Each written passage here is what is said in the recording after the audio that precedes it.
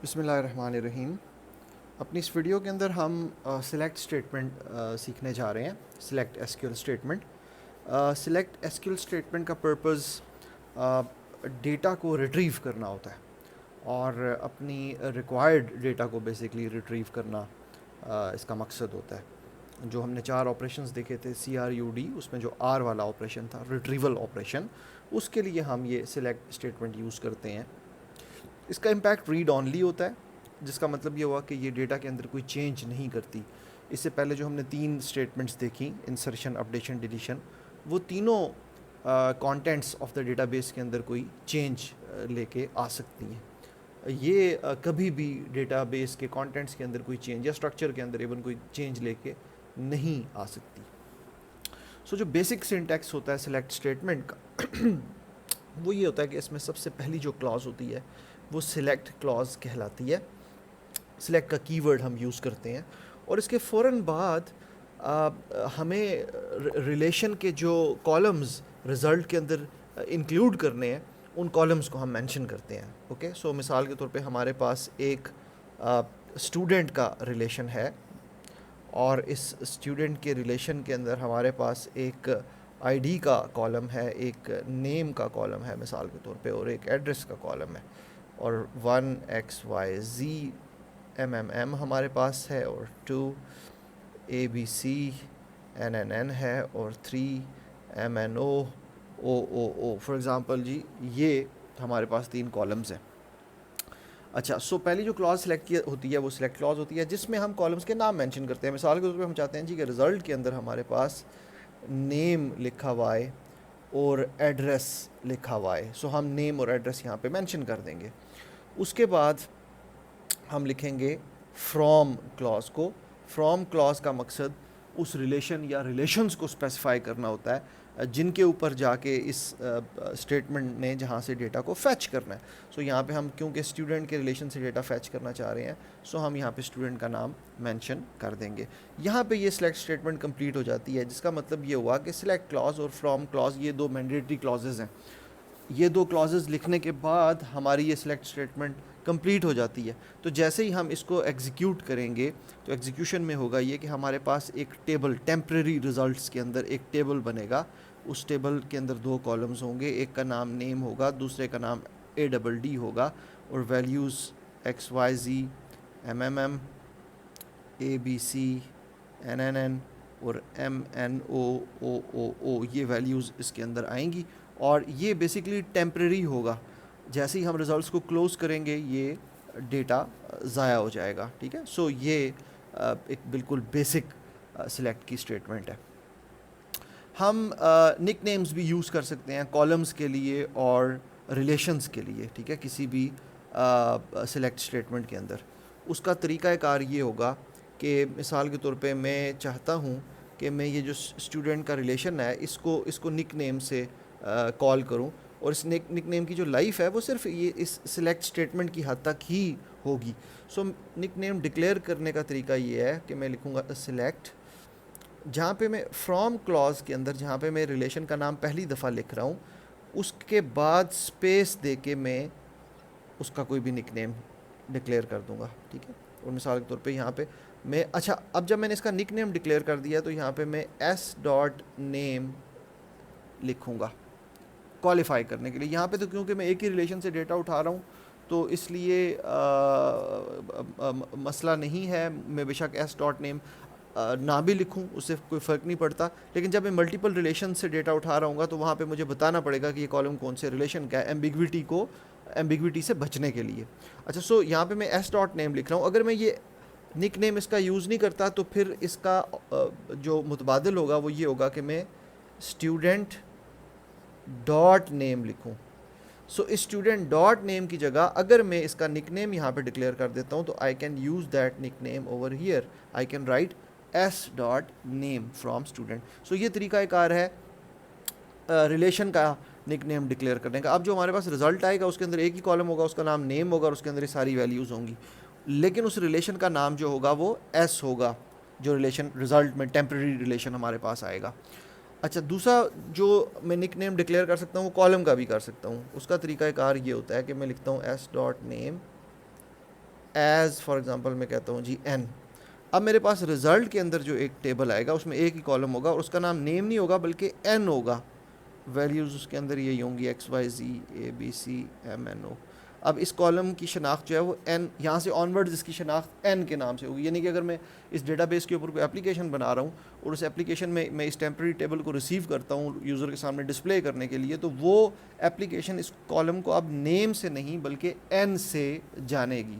इसी तरह से ये जो रिज़ल्ट में टेबल आया है इसको वो स्टूडेंट से नहीं बल्कि s से जानेगी। सो ये निक नेमिंग का एक तरीक़ाकार होता है। अच्छा जी, दूसरी जो क्लॉज हम यूज़ करते हैं सिलेक्ट स्टेटमेंट के अंदर वो वेयर क्लॉज होती है, तीसरी क्लॉज जो है।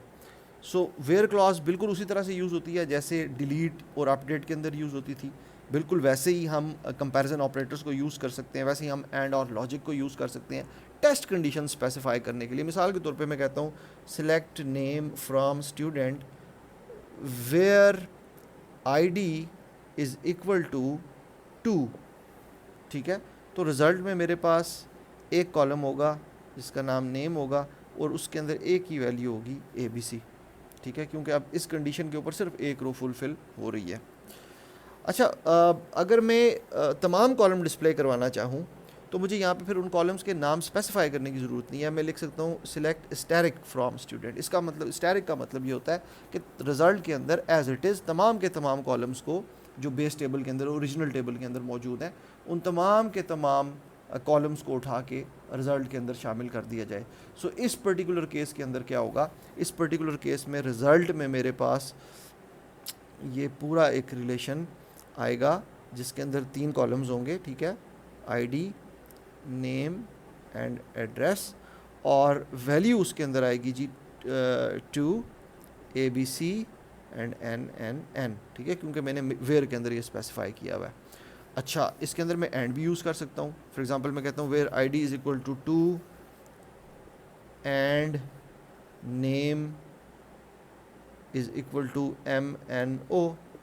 अच्छा, अब क्या होगा, अब मेरे पास कोई भी रो नहीं आएगी क्योंकि एंड लगा हुआ है। एंड से पहली वाली कंडीशन तो इस दूसरी रो में ट्रू है लेकिन एंड के बाद वाली कंडीशन इस दूसरी रो के अंदर फॉल्स हो जाती है। सो ओवरऑल फॉल्स, तीनों के अंदर ये फॉल्स हो रहा है, इसलिए मेरे पास कोई रो भी रिजल्ट के अंदर शामिल नहीं की जाएगी।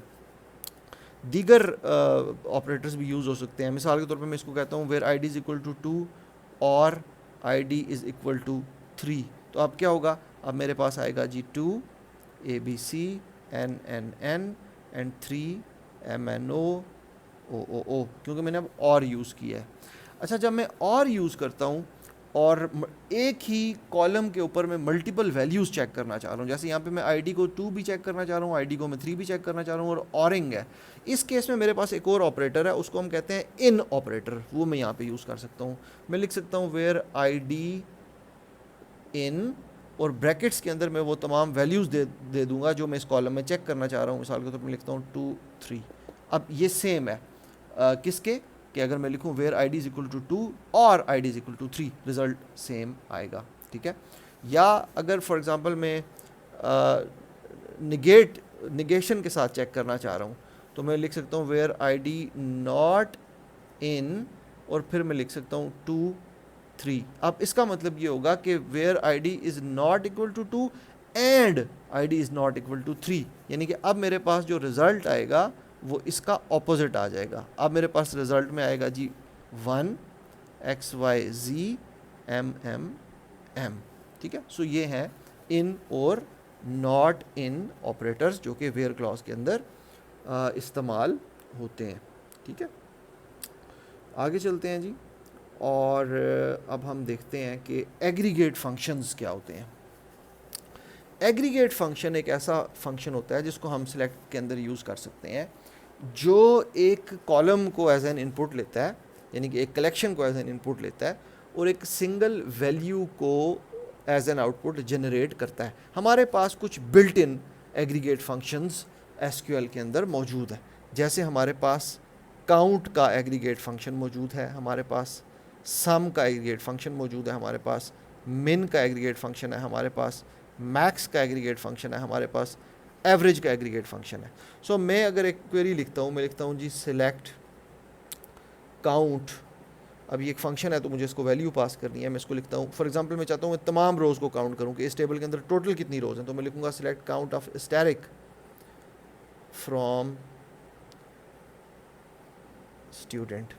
तो ये मुझे क्या रिटर्न करेगा, ये मुझे रिज़ल्ट में मेरे पास लिखा हुआ आएगा जी 3, ठीक है। या अगर मैं किसी एक कॉलम के अंदर वैल्यूज़ को काउंट करना चाहूँ तो मैं फॉर एग्जांपल इसके अंदर लिखता हूँ जी select count of name from student, तो अब भी मेरे पास रिज़ल्ट क्या आ जाएगा, 3 आ जाएगा। लेकिन हो सकता है कि कोई एक नेम हो, फॉर एग्जांपल ये एक रो है जिसके अंदर नेम की वैल्यू नल है, लेट्स सपोज कोई वैल्यू नहीं है, तो अब मेरे पास क्या होगा कि जब मैं ये लिखूंगा तो अब मेरे पास रिजल्ट आएगा 2।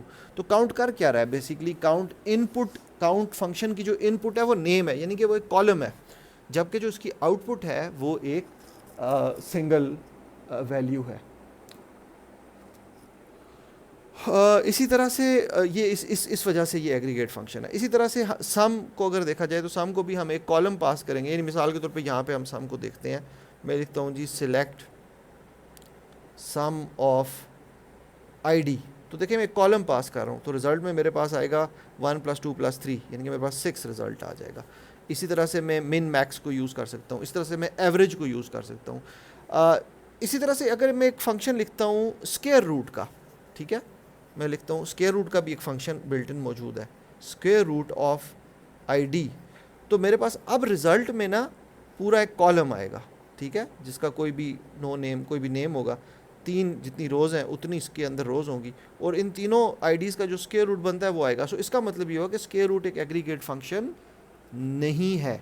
एग्रीगेट फंक्शन कलेक्शन रिटर्न नहीं करता, कॉलम रिटर्न नहीं करता, बल्कि एग्रीगेट फंक्शन क्या करता है कि वो एक कॉलम को रिसीव करता है और एक सिंगल वैल्यू को रिटर्न करता है। सो मेरा ख्याल है हम इसको वीडियो को यहीं पे रोकते हैं और नेक्स्ट वीडियो के अंदर हम एग्रीगेट फंक्शंस को मज़ीद डिटेल में इंशाल्लाह देखते हैं। Thank you.